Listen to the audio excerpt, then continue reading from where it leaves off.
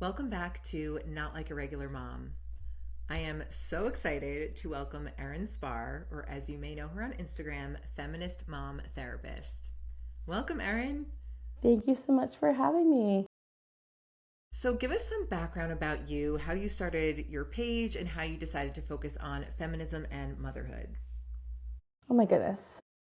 Yeah, so I am a therapist and I became a mom 13 years ago. I have a 13-year-old son and a 7-year-old son. And, motherhood, as it does for many, really opened my eyes to how, how hard, how taxing, how draining, how everything seems to kind of break open and we feel things so deeply.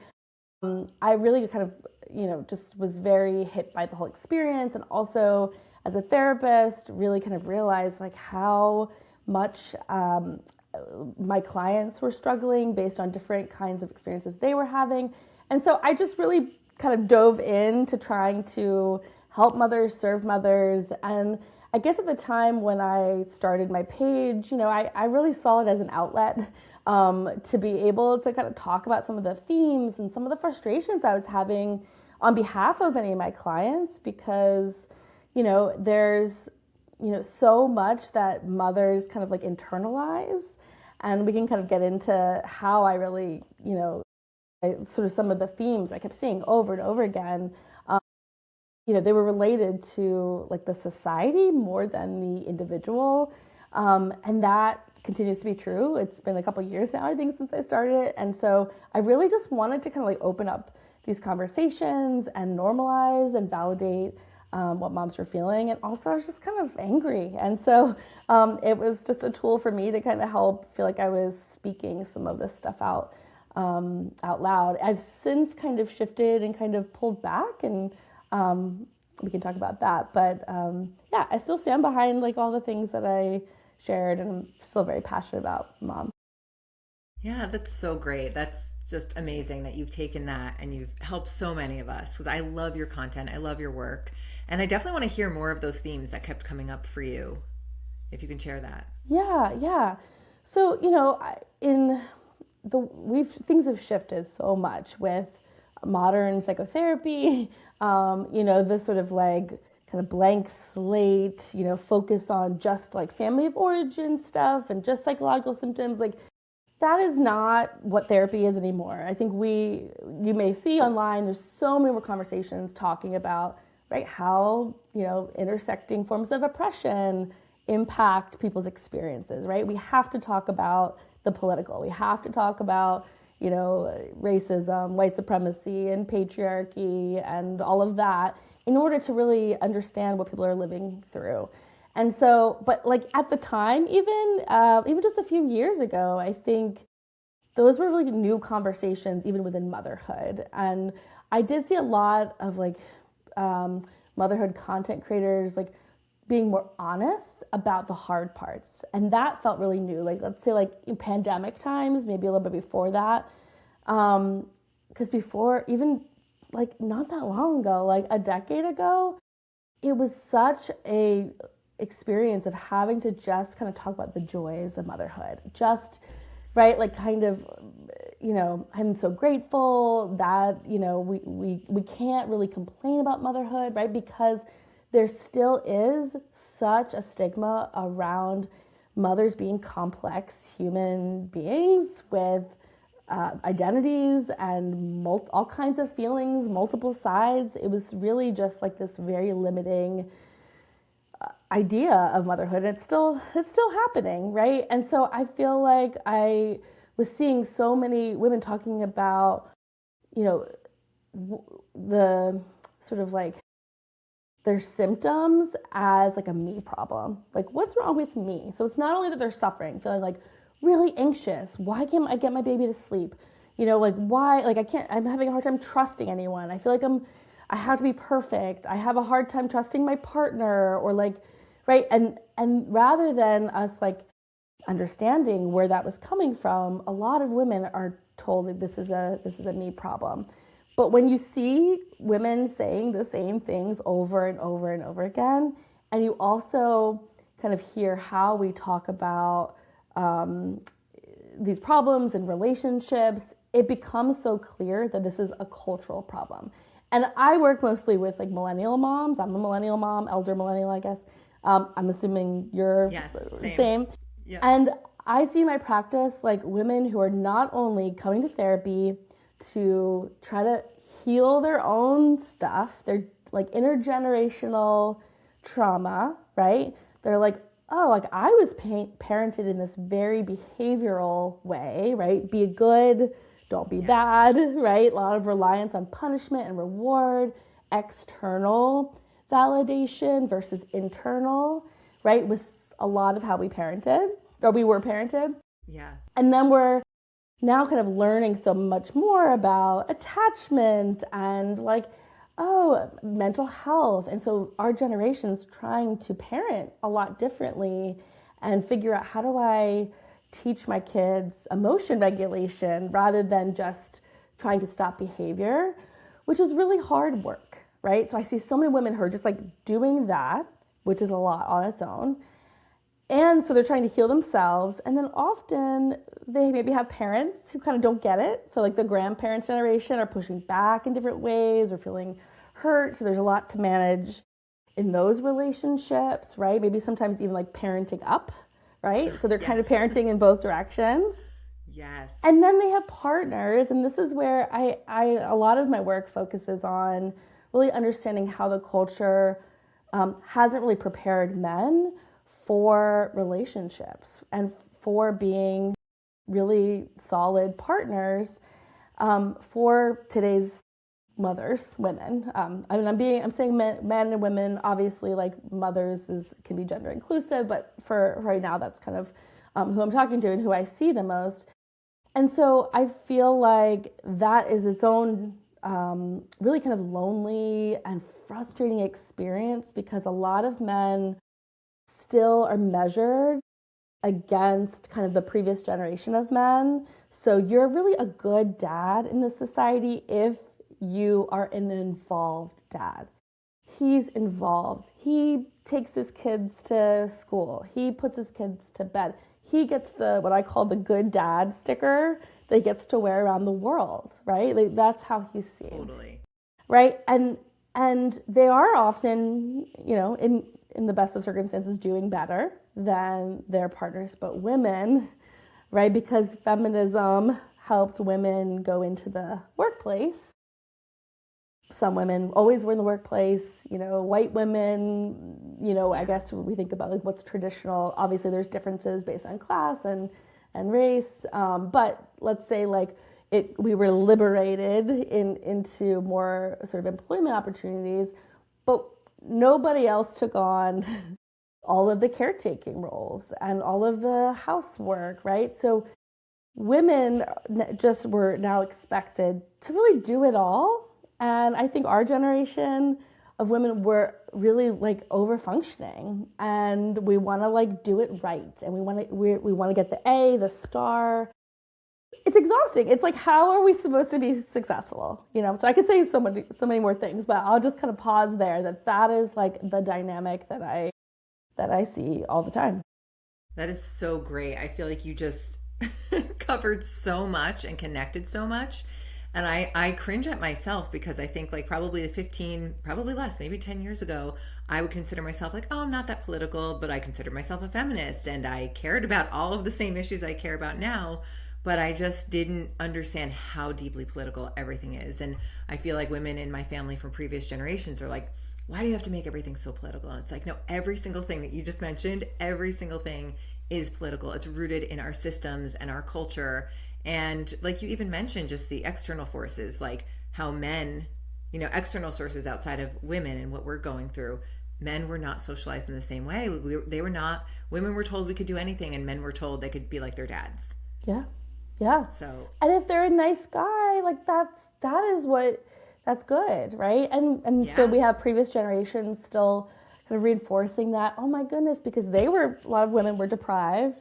So if they see, let's say like, their son or son-in-law or something, kind of stepping up in a way that was different, they get a lot of that praise because that comes from, previous generations Yeah. of oppression. And so, yeah, it's really, really hard. And I actually say too that I think that so many of like really we're kind of set up to fail in our relationships. Like it's not so much that like men are bad and women are better. Like that it's not that's not what I'm interested in talking about. I would like women to lead. I would like men to get out of the way. I would like men to be held accountable for all kinds of harm that they have been using their power and acting. And I do think that ultimately there needs to be more accountability for men to be able to gain skills and to hold each other accountable to rise to the occasion. But I do feel for the fact that we're set up so like sort of with this expectation of we're gonna take care of have a family and have a relationship and try to survive and have income in a setting that really doesn't support that. It's not set up at all to support families, certainly not women or children. Yeah, and it feels like there's like this selective context that's applied. Everyone seems to forget that the world we live in now is so different than previous generations, but it's like women are being measured against women in this fictional time from the 50s or whatever, where it's like women used to be able to do everything and they didn't complain, and men are also being measured against that, but in a better light. Like it's just we are Yeah. seen as so much worse than previous generations of women, and men are seen as so much better, and it's just so enraging because we're not taking into consideration all of the things that are different now, all of the pressures. And like you mentioned earlier, we know so much more now, which as a mom, I'm so grateful to know so much, but it's like you have to, when you know better, you have to do better, and that pressure it crushes you sometimes. Yeah, absolutely. So, okay, so the term that sort of encapsulates all of this is matricentric feminism. I learned this term from you, and it's sort of the where motherhood and feminism meet. So, why do you think there's so much conversation around this now? Was it the pandemic? Tell us a little bit about that. Yeah, I mean, I think it's important that we understand that feminism is many things, right? So people have opinions about feminism and like how it's failed, and I see people blaming feminism for problems. And feminism is like it's an idea, it's a movement. There have been lots of feminist like researchers who've been studying sort of like women's liberation, right? There are folks who, try to give us progress, right? So feminism is like this really big thing, and I think breaking it down and understanding how it's intersectional. I think we are talking about that we, there's not just one feminism. We also have to see how different groups of people experience patriarchy and experience misogyny, as well as maybe other kinds of experiences, right? So there's this idea of white feminism, and like an awareness that like the version of feminism I think you and I probably were exposed to was a feminism that was like very girl power, very much lean in, which we all like know about those references, right? Which was more about kind of women sort of succeeding in patriarchy versus liberation from patriarchy, right? So we have to kind of consider what kind of feminism we're looking at. So matricentric feminism is just sort of this focus on the fact that women, or not women, mothers, are in a unique position, and deserve their own sort of study, their own conversations around how they are oppressed under patriarchal motherhood. And I see women experience this all the time, where they have all these ideas about motherhood and they're planning it, and they go through pregnancy and they're going through that, and usually there's some point, often it's like when the fog kind of lifts a bit, maybe like 3 months, 6 months, a year, something like that, where there's this like anger that kind of creeps in. And sometimes mothers can feel a lot of self-blame, a lot of guilt and shame, like I'm irritable, I'm snapping, and And that can be really uncomfortable. And some women find it eventually can be very empowering, right? It's like, wait a second, of course I'm angry. Because a lot of times, and I think particularly women who haven't experienced privilege, white women, women with education, opportunities, financial privilege, often it can feel like the first time they really experience themselves feeling silenced, feeling like a loss of power, autonomy, and control. Wow. And that in itself can be really jarring. And then you look at your partner if you're in a heterosexual relationship and you notice that they seem to be able to keep kind of functioning. They have even just like this invisible maybe entitlement to like, well, I need to go on my run and I need to take care of myself and I need to get ready so I can go to work. I have to sleep because I have to go to work the next day, right? There's all these ways that they continue to often prioritize and feel reinforced to prioritize their needs, while women are left, often mothers are often left with more than anyone should have to handle, and then are kind of gaslit about it, right? That's the oppression. And it's shifted and changed over time. Mothers have always experienced that in different ways, but that's how I think it happens now. Absolutely. And I feel like, at least for me, and I feel like a lot of people, a lot of women that I know, it feels like we know this. We know that we're entitled to taking care of ourselves and equity in our relationships. And at the same time, it's really hard to undo what we've been told our whole lives. And just even just the implicit pressures, like be a people pleaser basically, and to give to others and don't be self-centered. There's so many conflicting messages. We have to look a certain way, a bounce back culture. I don't even get me started about You can't all of win. that. You can't win. You can't win. And it leaves you very confused. Even when I feel like I know so much about this topic, and even I struggle with these things and feeling like I'm entitled to my time or to my own self-care, which we'll talk about later. Yeah. It's just really, really hard. So I really appreciate how you have broken that down. So do you think that women have always struggled like this? Do you think we've always had this tension? Do you think we've always been this burnt out? Or do you think this generation is experiencing motherhood differently? I mean, I think in like recent past few generations, I think that, yeah, mothers have been told the sort of myth that, only really women have this maternal instinct that means that their mothering is natural, that is a place of like all fulfillment, right? That it's something that women are called to do, and it's blissful and it's their purpose, right? And the mother instinct thing, I think or maternal instinct thing gets people have a lot of feelings about that. I don't think it means we don't have intuition or that we don't have like instincts that we can really listen to and rely on, right? When your baby cries and you have an experience like inside you of discomfort, we could say that's a maternal instinct, right? To kind of respond. That's wonderful. But we also know that men are capable of that. Caregivers in general are capable of that.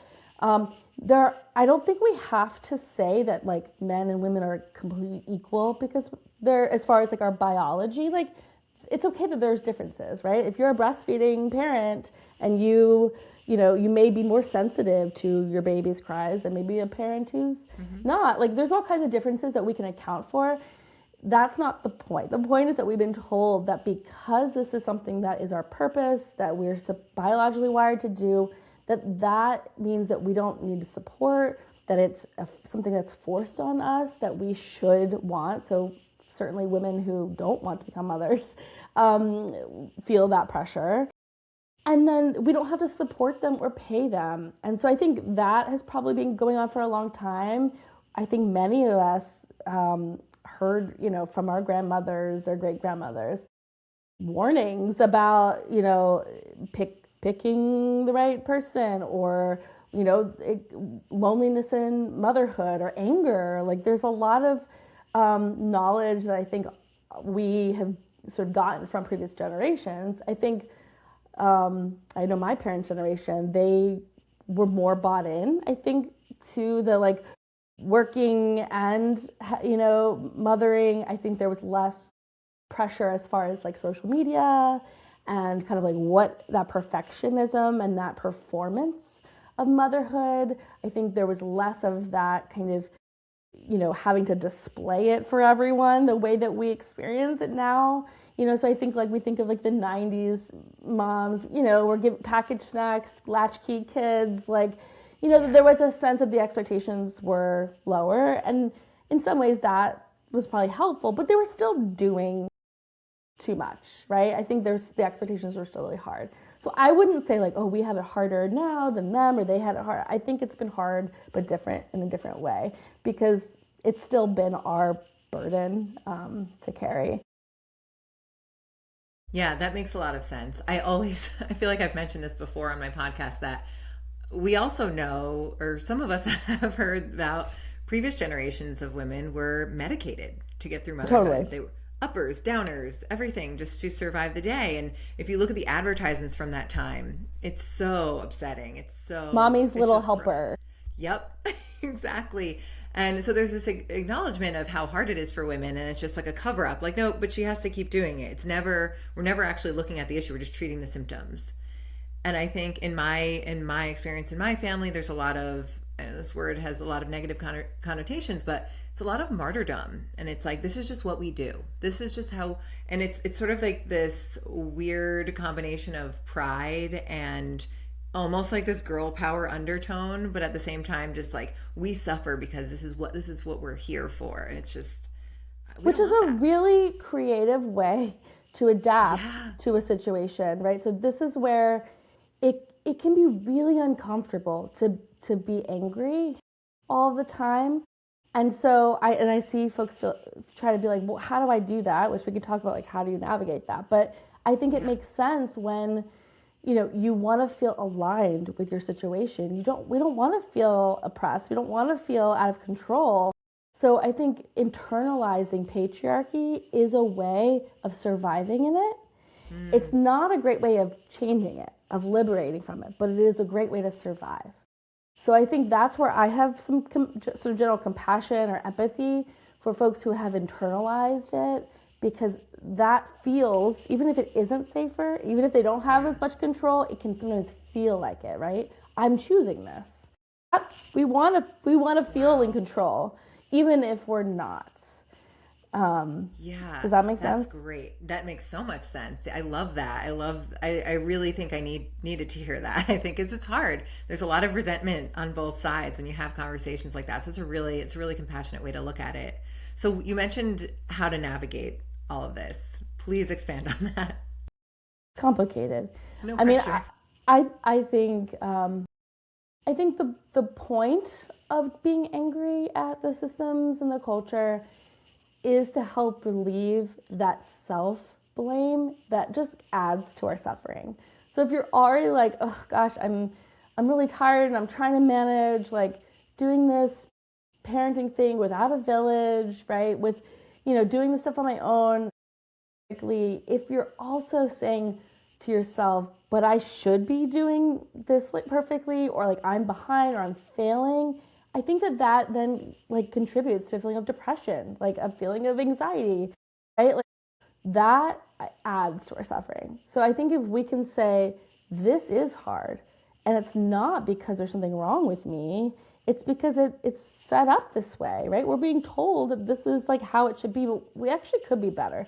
We could have paid parental leave in this country that exceeds whatever measly whatever people have, right? We could have workplaces and schools and community resources that actually fit our current realities.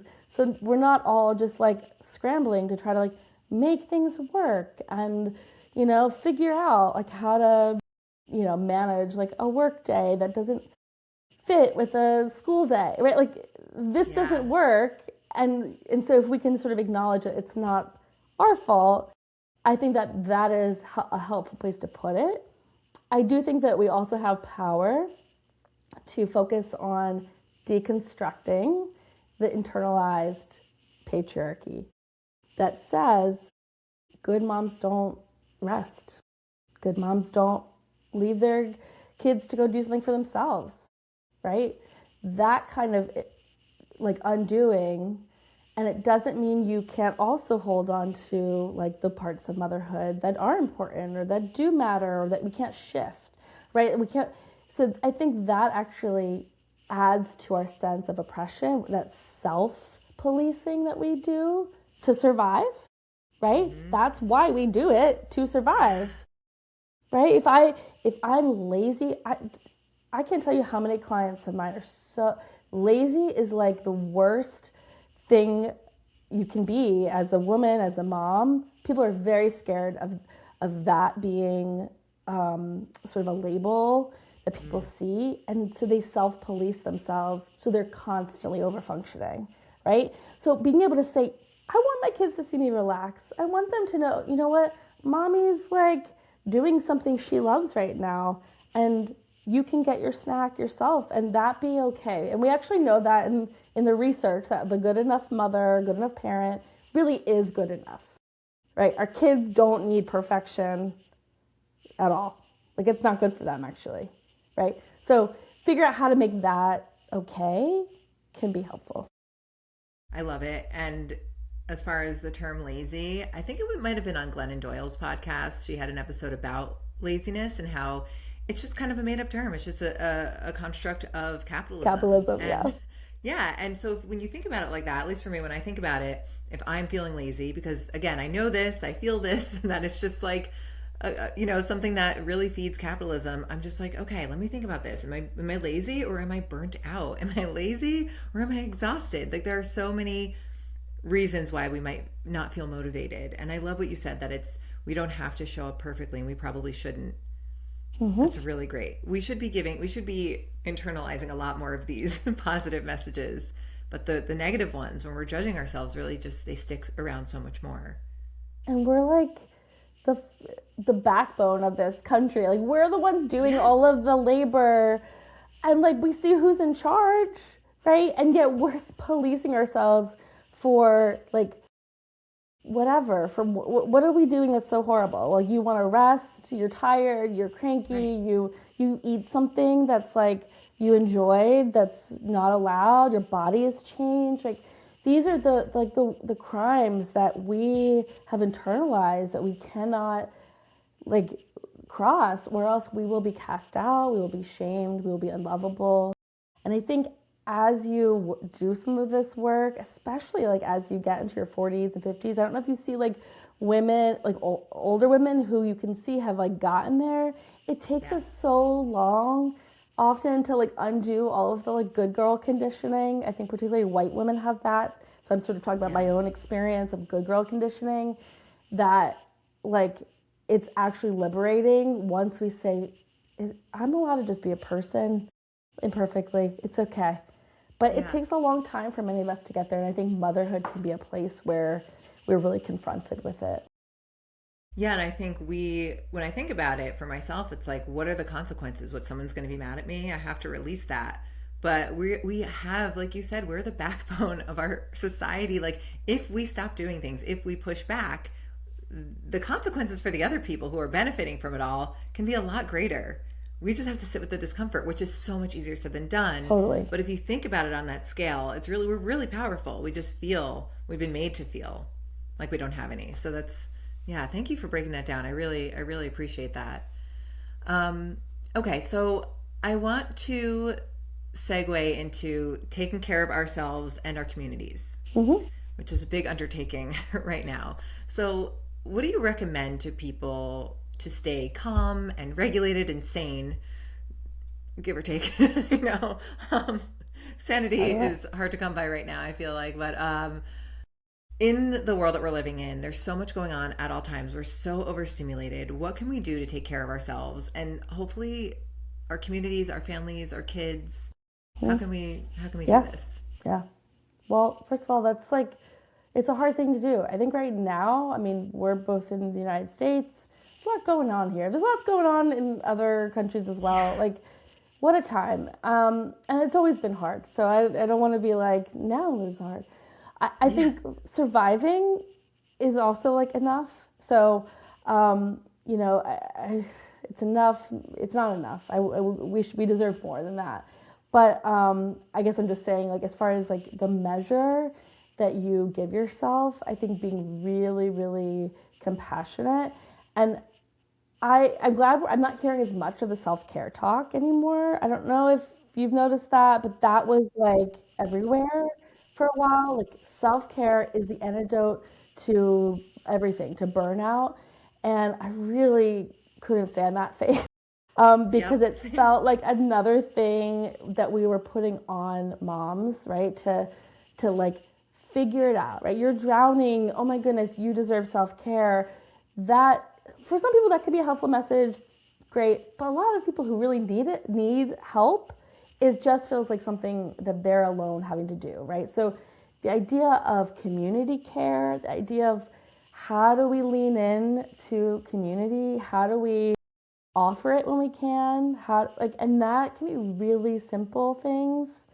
So, like, I don't know, I feel very fortunate to live in a neighborhood where, like, gradually with neighbors we've been able to kind of help each other out. Like, I'm in North Carolina, we don't get snow much, but we had these like some snow. We had all these 2 hour delays, right? And I was like, oh my gosh, my my kids are home and I have got clients. And so I reached out to like a dad who, like, I've gotten to know at the bus stop, and was like, would it be okay if my kid comes over for an hour in the morning so I could see a client? And he's like, yes. And like,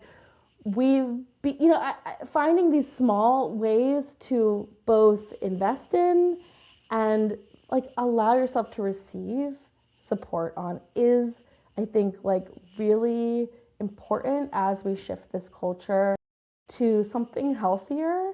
And I think that's really hard, again, because a lot of us have internalized to protect ourselves that we have to be independent, right? That's a very Yeah. big American cultural value. Pick yourself from your bootstraps, cowboy mentality, everyone man for himself. So being able to, like, actually say, ooh, I need help, it's actually really vulnerable. And I think naming that and understanding, okay, well, where does that come from? Often in parenting, like when we were kids, we were often taught that it wasn't safe to go to someone for help, that we had to handle our feelings, our big feelings on our own.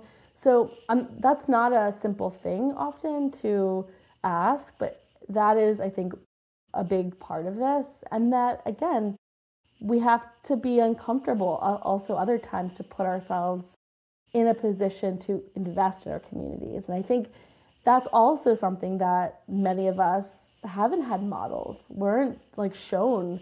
I know my family, we were kind of very insulated.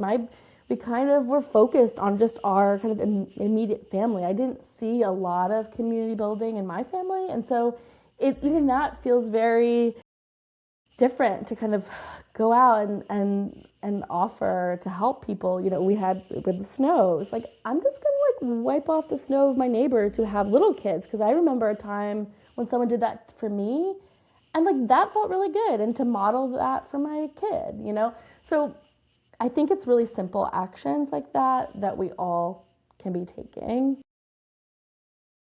And I also think that I really like self-compassion, fierce self-compassion over self-care. And so fierce self-compassion, I think Kristen Neff talks about. She has I think, a book about it. And I think it's like, whenever you're struggling, being able to actually have compassion for the fact that you're struggling without going to shame. But also, fierce compassion can also say, like, it can also be very protective. It can also say, like, I'm not going to put up with this. I can set a boundary. I can say no. So I think it's figuring out when to do what. Like, how do we sometimes, like, pull back and say, okay, I'm going to go in protective mode, and when do we get uncomfortable and push ourselves? There's no like one way. It's very much, I think, kind of practicing looking inward and checking with ourselves for, like, what's my capacity? What do I have, access to? What phase of life am I in? There's not one recipe. It's about really kind of, I think, some trial and error, especially when you've been taught to look externally to know what's right or wrong or good or bad. The answers aren't there. That's so good. I love that because it is so different from self care is like an individual solution quote unquote very big Yeah. quotes around that, because it doesn't ever really, what taking a shower is supposed to heal us, taking a nap, taking a shower, like those things don't actually help. This is the systemic issues, but self-compassion is kind of zooming out and looking at why you're feeling that way. So that's really great. I really like that a lot. Yeah. And I think like men have a role to play. So, Yeah. gosh, like these conversations are often women talking about it. We're trying to support each other. We're waking up. I see so many women who are like doing the work and trying to understand the stuff. And then they try to go to their partner, who again, our culture often kind of puts us in position to be in competition with, right? Because we don't Yeah. have these villages, we don't have a lot of resources. So if you're in a partner relationship at all, then that's your only kind of resource. But there's a sense of competition. If I ask for you to do more, then you lose something, right? And so I think that is a whole other topic of like how to navigate that. But I think a lot of us are trying to figure out how do I like get my partner to hear me, to understand. And I think that is a really big challenge because ultimately men, a lot of them don't yet have the pressure, the societal pressure or resources like available or very like easily accessible. I think they're there. I think there are lots of resources that are there, but I don't think a lot of men are know where to go. They're not on social media the way that women are, looking at the same kinds of things. Like, I don't know about you, but like my feed, Yeah. especially early on, was like parenting stuff, Dr. Becky's, and the like. Yeah. Okay, and then like this stuff, you see Paige Cannell and people like talking about these issues, and so we integrate that into our leisure time, right? Like I'm Yes. scrolling, but I'm also like absorbing and trying to learn and trying to understand. And my husband like doesn't want. He's not on Facebook. He's on Instagram. He doesn't, he reads the news in the news on the newspaper, which I think is still rare. But like, Yeah. right? Like he's not in the places where I think we're seeking help, and I think a lot of men don't know where to go or feel like they need to. And a lot of the time, they are behind. And so we're having to like parent. I'm sorry, I have so much to say. Keep going. I'm I'm loving like, it. It's we're so trying to great. parent and like regulate ourselves, calming ourselves, responding to our kid with empathy. And then a lot of men, I don't know if you've seen this, but like a lot of men, they just try to do their best, right? They just kind of, and often that means they react and they're not being as intentional as women are often being, right? And so then there's this conflict where a woman has to either decide, do I try to parent my husband or my partner? Do I co-regulate with him? Or do I like try to just like let it happen? And either way often feels really hard. So I think I'm interested in there being more pressure. I think women are having these conversations. I think we've been doing enough.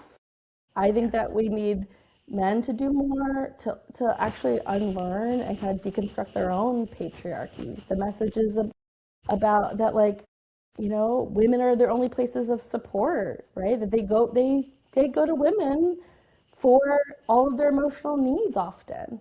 And that is a problem because then it's more labor for us. And so there's a lot there that I feel like I think men are capable of. I think we need the cultural sort of pressure and support for that to change. So it's a tricky time.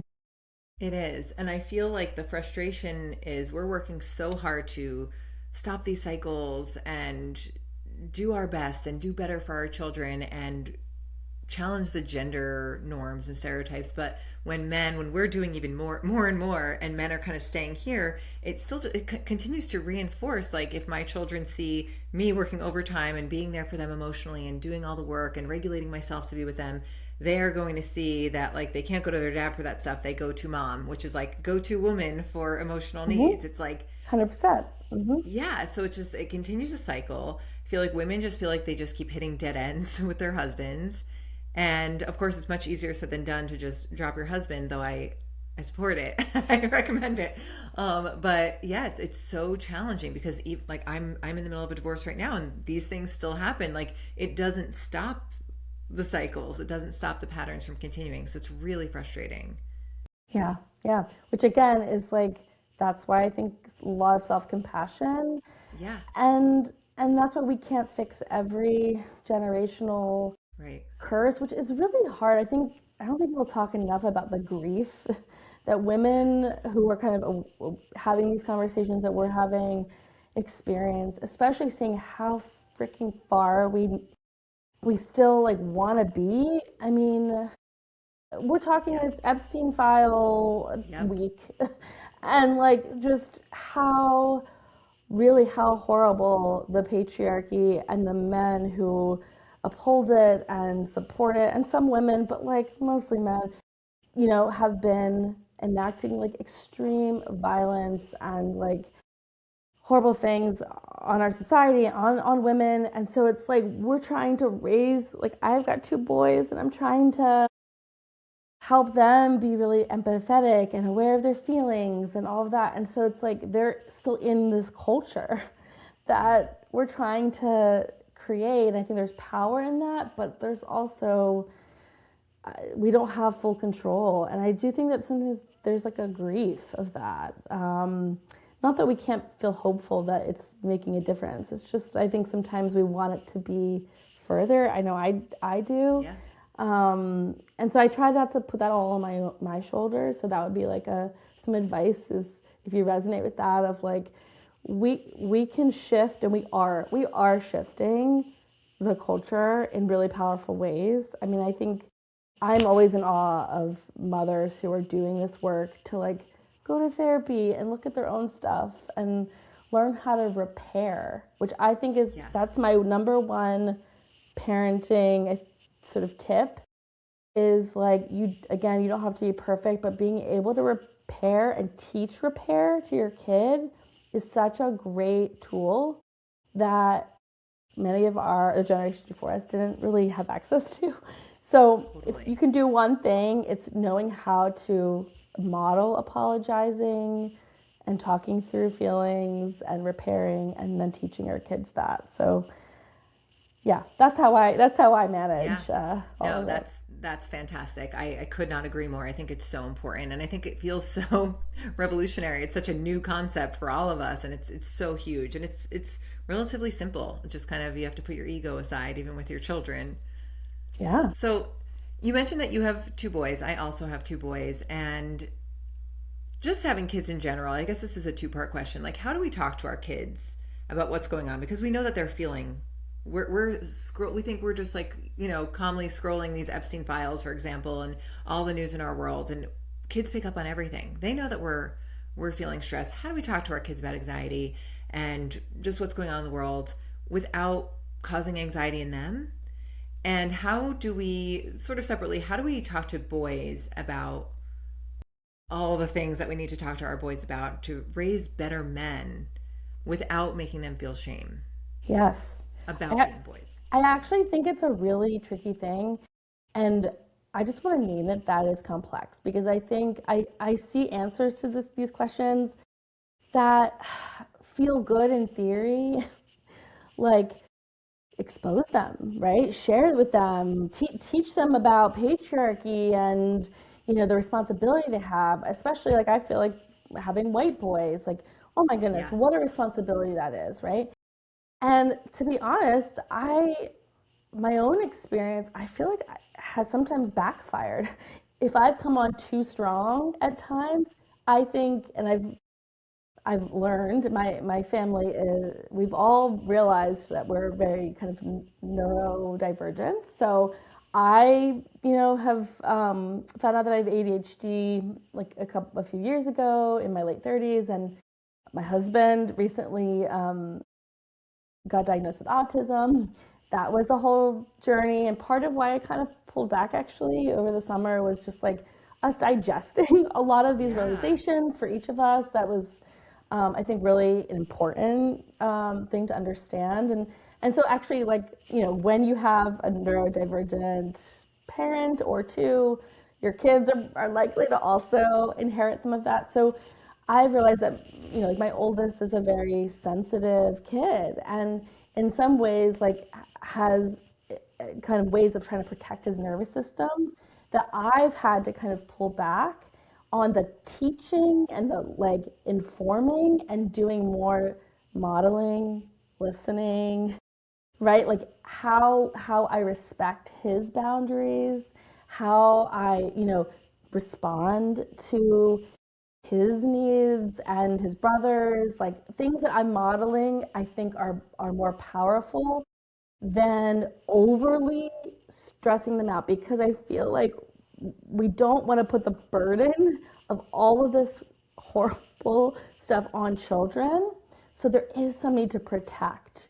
And I know there's conversations about, well, that's a privilege. And so, yeah, I think when it comes to like talking about the culture, you have to know your kid and what they're capable of understanding and being able to kind of like, you know, find practice, like try it out, like see what happens. Like I started off with like a lot of books and reading, and we would be watching shows, and I'd be like, "What did you notice there?" Yeah.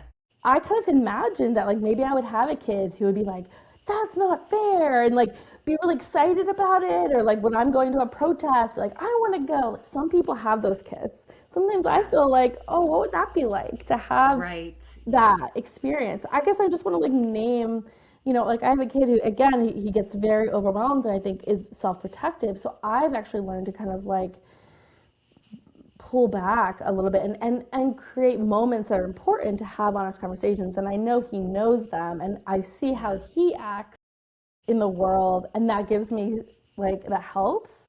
But figuring out like just kind of like how to do that with your particular kid. And this is also where I'm always like nudging my husband. I'm like, actually, you have a lot of power here Yeah. to how you talk about these things, how you name them, how and model things. I think is really important. So that's all very tricky. I do think asking our kids, yeah, what are you learning about? That's one thing I do with my kid. I say, have you heard anything about the news recently? What have you been hearing? And he said, Epstein Island, Epstein files. I was like, Wow. okay, glad I Yeah. asked. What Right. do you know about that? What do you understand about that? Do you have questions? Right. So I think we should be asking. We should be able to kind of offer the honest answers, but based on an age appropriate, your kid, and we're not Yeah. going to get it right, and we can adjust and we can, repair too. So I Totally. I feel like I'm personally kind of figuring it all out in real time too. And these are not conversations that were certainly modeled for me. So it's hard. I think your answer is really important. I really appreciate it because one of my kids is also neurodivergent, and we kind of hit some points like that. And even when I think I've nailed it, I mentioned this in another podcast I recorded last week where we've had so many conversations like you. We've read the books, we've had conversations. I feel like, he really actually gets it. And I know what you mean too, where you're like, I wish I had one of those kids. It's like, wish, like that must be really cool.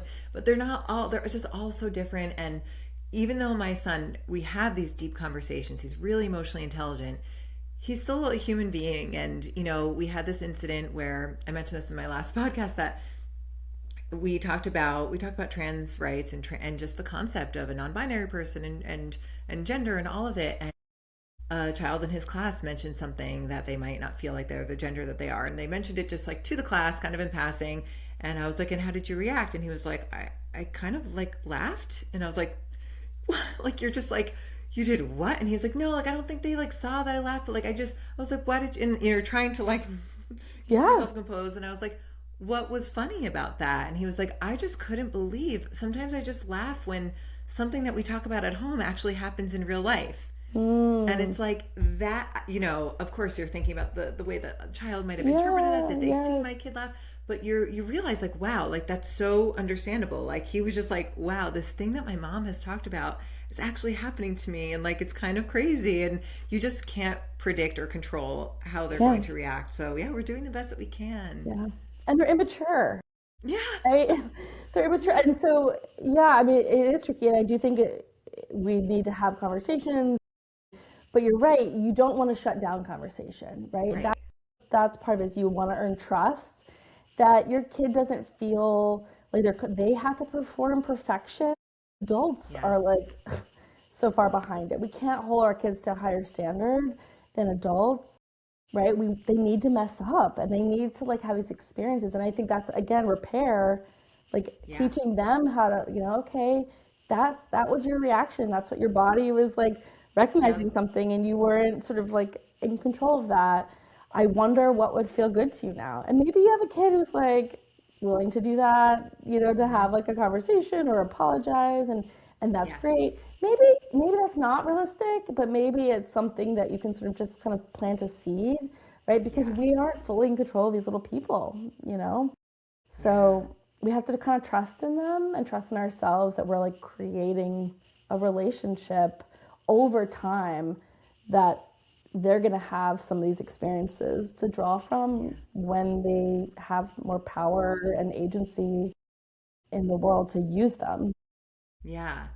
That's so great. I really love how you put all of that. It's really helpful. And yeah, I think it's important for all of us to remember that we are doing our best. We cannot mold our children, nor should we want to mold our children to everything that we believe. We want to see how that sort of plays out for them. And yeah, planting seeds is a really good way to put it. Instead of molding them, just planting the seeds and hoping, yeah, Because molding is so much pressure. yeah, for And I think that everyone. we can go the other way of like moralizing things, Yes. right? So if it's a value, right, we want it to come from within and figure out, okay, what are your values? And it's hard, like if they're not completely lined up with ours, well, what do we do? Do we shame it? Like if we Yeah, that keep exactly. reproducing the same Yes. problem, it's hard. Yes, exactly. These are all that we share so many of the same thoughts and Yeah. dilemmas.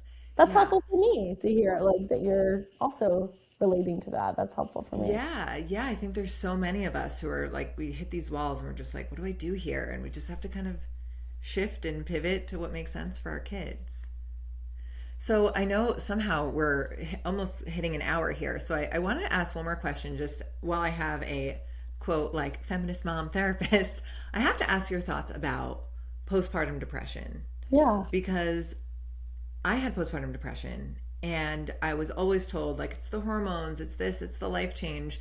And now I'm hearing so many conversations shift to like actually it's like society, it's your spouse.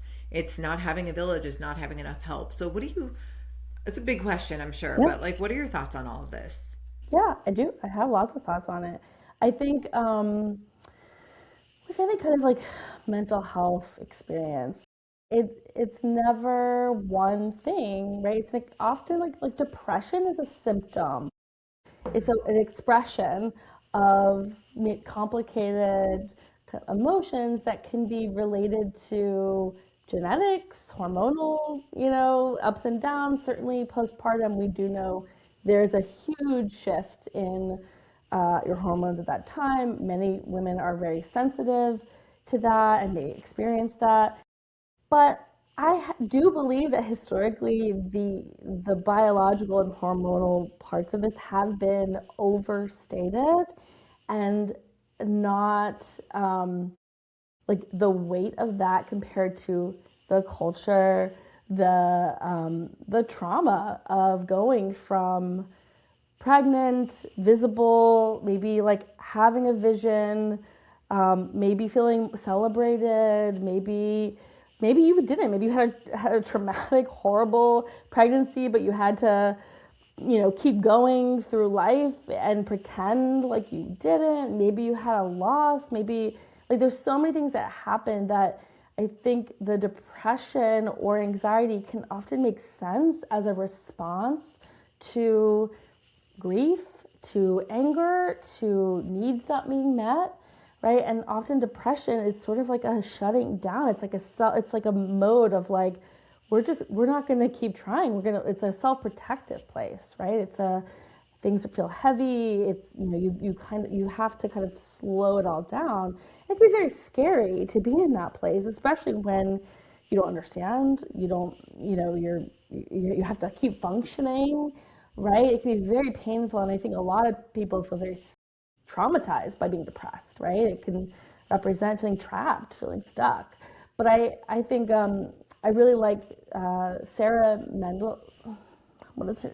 Sarah Menkedik. I have looking at the book um, on my shelf. Wrote a book called Ordinary Insanity, and she talked about how postpartum depression um, in our culture, I'm probably gonna botch it, but like is basically like the only expression women mothers have for their grief, right? Because Wow. again, there's a sense of you have to keep going.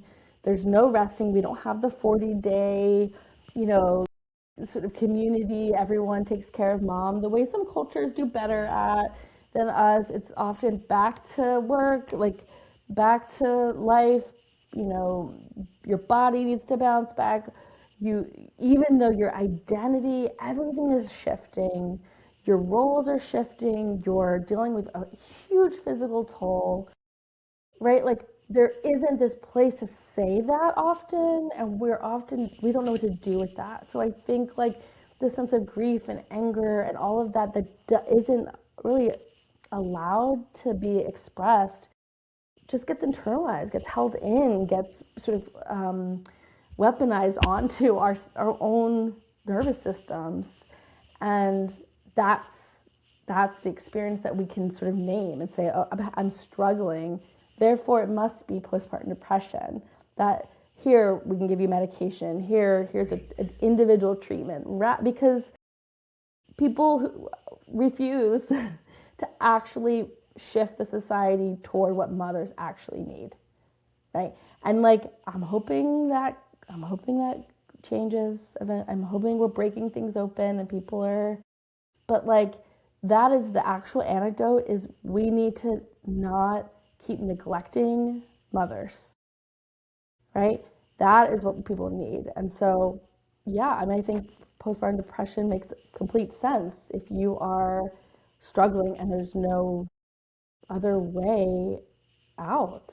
Um, yeah. Yeah, that makes so much sense. Sometimes I say to moms, especially depending on their circumstances, it would be weird if you didn't feel this way. This, like you said, it's a really normal response. And that's really unfortunate and so unfair. And just because it's common doesn't mean it should be normal, but it is It's a really normal, common. it is it's a normal response to the society that we live in and the structures that we're mothering under. So yeah, I really appreciate that answer a lot. And some women who didn't have that experience, maybe they had an easier baby. Maybe Yeah. they have Yep. a different temperament. Maybe they have, more resources. Maybe they have more Yeah. financial resources. Maybe they have parents. Maybe Exactly. there's all kinds of reasons. Like like if you don't have that experience, like that great. And maybe it's because more of your needs are met, or you have some sort of personality or internal Yep. resilience that like added to these resources. Like that's okay. But I think most people Yeah. don't have those resources available to Yeah. them. And that's not to say like if you're having a great time postpartum that there's anything wrong with that. That's Wonderful. wonderful. But yeah, if you are having a hard time, if your circumstances are difficult, then there's nothing wrong with you with that. That's completely understandable. Okay, well, I know we have to wrap up. So this conversation has been so helpful. I cannot wait to put this episode out.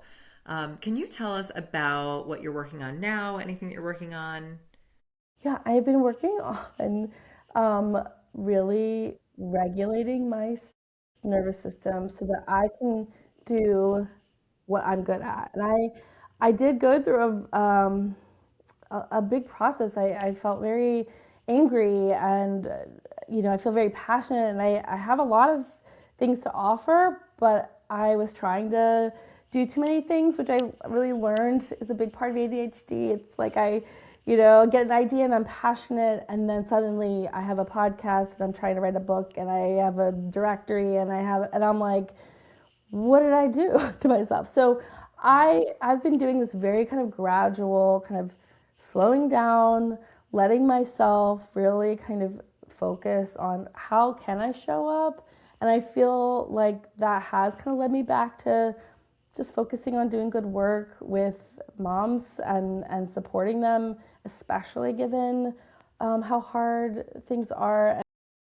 And so I think that's actually been a really good lesson for me to kind of try to manage my energy and excitement and feelings in a way that is less cortisol building or cortisol creating, which I feel like a lot of women or people who have had ADHD and maybe didn't realize till later on, maybe realize like, oh my goodness, like I've been, sort of like motivated by a lot of stress and cortisol and excitement, and then kind of finding myself in these patterns of burnout. And so I've really been trying to manage that, and using that creative energy to things that the stakes are lower, rather than creating a post which maybe feels really good and I'm excited about, and then like having to deal with whatever comes after that. That was like not great. And so instead it's like I'm painting, I'm decorating my like little office space, I have plants all around me and I'm propagating plants and gardening, like letting that be a place of creativity and energy, and then focusing on like my contribution and work being kind of serving my clients, along with like other ways of advocacy that were less performance based, more hands on, more donating to local food pantries, more of that kind of thing has felt it's felt more aligned. So that's where I'm at in this moment. I still have, a lot of things that I care about, and so I'm gonna let myself shift and evolve over time, and we'll see. I love that answer. That it was just a beautiful answer to that question. Thanks. I just love that. That makes me really happy that you're kind of turning in and still giving and feeling good about it all. I love that so much. Yeah, I appreciate that, and I appreciate you inviting me on. I sort of was shutting Yeah, down a lot of this stuff, but it still feels good to talk about. I still feel like I get excited, talking with you. So I appreciate you carrying the torch and having yeah, these yeah. conversations. Moms need Of them. course. No, and I know I really appreciate you taking the time to be here when you're trying to kind of figure all this stuff out and kind of recalibrate where you're at. So I'm so grateful that we had this conversation. This has been so wonderful. Please tell everyone where they can find you on Instagram or anywhere else right now. Yeah, so I'm still on Instagram at feminist.mom.therapist, and doing a lot of reposting. I'm not sure how much I'm posting, but I have a lot of stuff you can go back and Yeah. look at for sure. Amazing resource. Absolutely. Yeah. And you can follow us at Not Like a Regular Mom podcast on Instagram and YouTube. I'm working on getting up on YouTube. It's challenging, but okay. Well, thank you so much, Erin. I really Yeah. appreciate you being here.